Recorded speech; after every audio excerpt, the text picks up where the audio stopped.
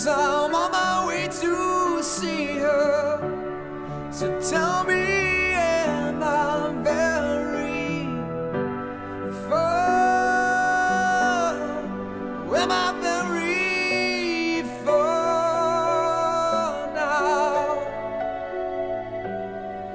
Am I very far now?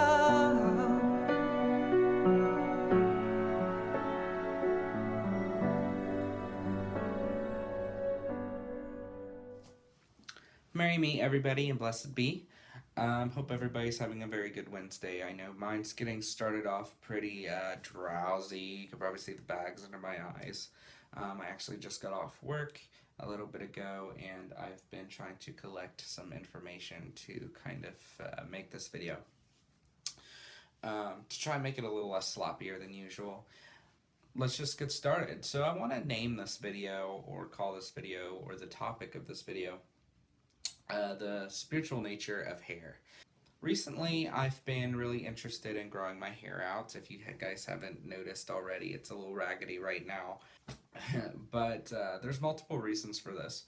One of the reasons is just because, to hell with it, I want to, which is good enough reason as any.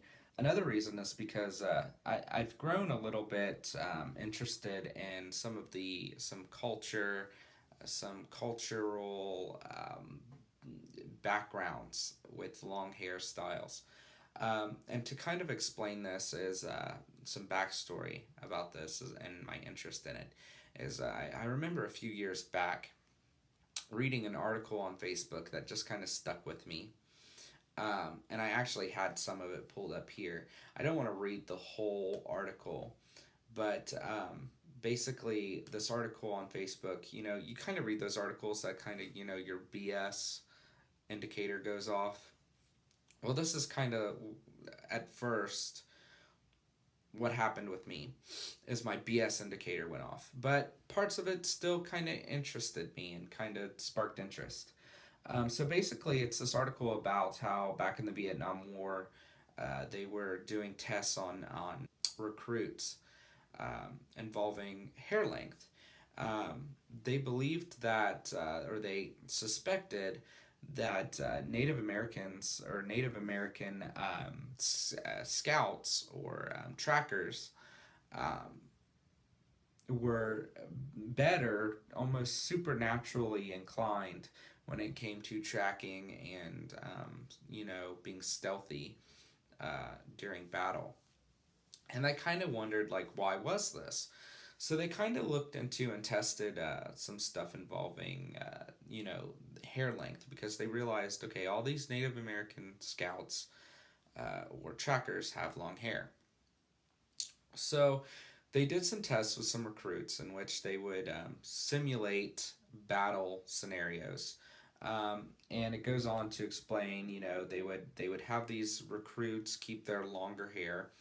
And it says, while the recruit with longer hair is sleeping out in the woods, an armed enemy approaches the sleeping man. The long-haired man is awakened out of his sleep by a strong sense of danger and gets away long before the enemy is close, long before any sounds from the approaching enemy are audible. In another version of this test, the long-haired man senses an approach and somehow intuits that the enemy will perform a physical attack. He follows his sixth sense and stays still, pretending to be sleeping, but quickly grabs the attacker and kills him as the attacker reaches down to strangle him. The same men, after having passed these and other tests, then received military haircuts and consistently failed these tests and many other tests that they had previously passed. It goes on to say, the conclusion of these tests are that hair contains energy and, cutting hair is a loss of energy, basically. So basically, it got me to thinking kind of like cats. They should always tell you never to cut your cat's whiskers. It's a big no-no. I was kind of curious as to whether or not cats' whiskers are similar to human hair. And actually, one of the first articles that I pulled up actually says a common mistake people make is assuming that cat whiskers and human hair are alike. The whiskers, unlike human hair, are actually touch receptors. These longer, stiffer hairs are embedded more deeply in the cat's body than the shorter top fur coat. The hairs are connected securely to the sensitive muscular and nervous systems, sending information about the surroundings directly to the cat's sensory nerves, giving it a heightened sense of feeling and helping the cat to detect and respond to changes in its surroundings, sort of like kitty radar. Okay, human hair is nothing like cat whisker hair. So then I was interested in finding information about Native American culture and letting their hair grow out. And I found this website that actually had a full article and some videos, and I'll try and leave the link in the description. Basically, it opens with hair is the physical manifestation of our thoughts and an extension of ourselves. And it goes on with in a paragraph to explain that so pure and sacred are the thoughts of our mother, the earth, that the sweet grasses found growing around the world, which are our mother's hair, essentially, have been used by native peoples of earth for centuries as incense and, incense and medicines for spiritual healing, celebrations, or sacred prayer. Which is interesting to think about, Mother Earth, our goddess. So it's interesting to think about these grasses, these herbs, the foliage of the earth being Mother Earth's hair that we essentially cut and use, because her thoughts, which are collected in our hair, her thoughts and energy is so pure. They help us with our magic workings and our healings and such. And then it goes on in this other paragraph that hair is power of thought, and that, like tails, we need our tails as hair.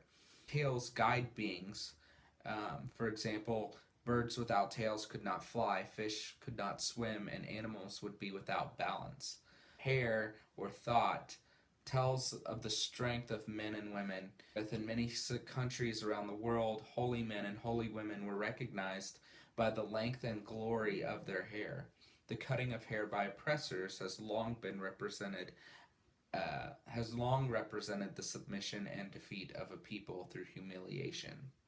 So this also reminds me, and I can't help but think of it, but honestly, just like the native tribe in Game of Thrones, if any of you watched the shows or read the books, the Talamaris or Talahakis, Talamaris, I think it was Talamaris, anyway. But I believe their culture was, as they won every battle, they got a braid or something, and then if they lost the battle, their hair would be cut off, as they have lost their power to the next person. The way a people calm the alignment of thought, braid the oneness of thought, tie the securing of thought, and color the conviction in thought, their hair is of great significance. So it goes on to tell us that even the hairstyle can be symbolic of a person and their thoughts and their energy.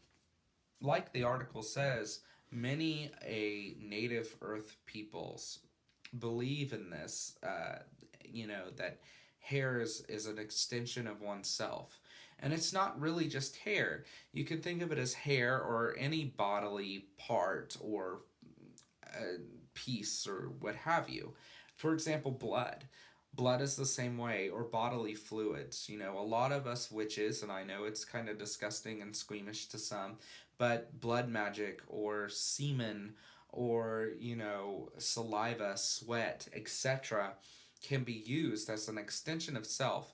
Many of us who practice voodoo or hoodoo, or even just practice witchcraft and practice image magic with puppets, may use hair or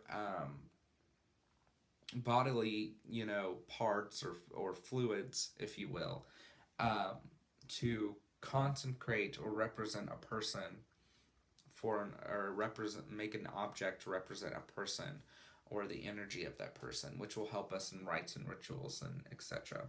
When our offerings of hair are placed in fire, our thoughts are uplifted, sent through the smoke, moved by the power of the moon, and prayerfully given to our Father, the Creator God, or if buried, return to our Mother, the Earth, and she relays our intent through the moon to our Father. In this way, the Creator reads your family's thoughts and sends His spirits to guide you on the sacred path, correcting your mind, heart, and soul, strengthening the body of oneness. A common practice for myself is when I write a spell, I'll often copy it down, but I'll keep the original copy of the spell that I write. And I will sometimes burn that original copy because I believe that the hard work the hard work that I put into writing that spell will carry that energy up with it if I burn it. And I think that's a common belief for people. I think I would think that's a common thing. I think to burn paper with words of power inscribed on them to uplift our intentions. But this is pretty interesting. Going on with the belief that our hair is an extension of thought and energy. If we burn our hair, we're burning our intention. Other tribes, remembering that they are spirits that live forever, cut their hair after a year of mourning, symbolic of the severing of their ties, freeing the spirit of their loved ones, allowing them to enter the morning of the next world, ready to start a new life. Knowing they must respect and honor their loved one, they feast and urge their loved one's spirit on. Even the time of cutting your hair is important, for all things need to be in harmony with the natural rhythm and flow of the universe. Cutting old thoughts, harvesting full grown ideas, cutting all ties is best on the full moon. For fresh starts, like the planting time, for new seeds of thought, for the trimming, pruning, and monthly maintenance, we cut our hair by the light of the new moon, so it will grow thick and quick. See, I'm basically making this video to share my interest in this. So not only do I just want to grow my hair, but I also find it's very interesting to think about these cultural differences and these ideals, just as growing my hair, is interesting to some. So the main reason I also wanted to grow my hair, not just because I just wanted to, but also because by the time my hair grows to a certain length, which I think is like 6 inches, I plan on donating my hair. So this is not only just a fun little thing for me to do, and laziness because I don't want to go get my hair cut, but it'll also help me kind of pay it forward in a way, which makes me feel better about the universe and helps me put my positiveness into the universe. So anyway, let me know what you guys think. Do you think that, if we cut our hair, are we losing energy? Do we lose a little bit of our power if we do cut our hair? Do any of you follow a cycle? Do you cut your hair with the moon? I think that's a really good idea, and I actually might try that. I think when I do cut my hair to donate it, I think I will make sure that it's during the full moon, or a new moon, or what have you, right after the full moon. So let me know what your guys' thoughts and feelings are. Do you think this is interesting like I do? I don't know. Maybe I'm just weird. Anyway, just wanted to bring this up to you guys, and I hope you guys have a wonderful week. Blessed be.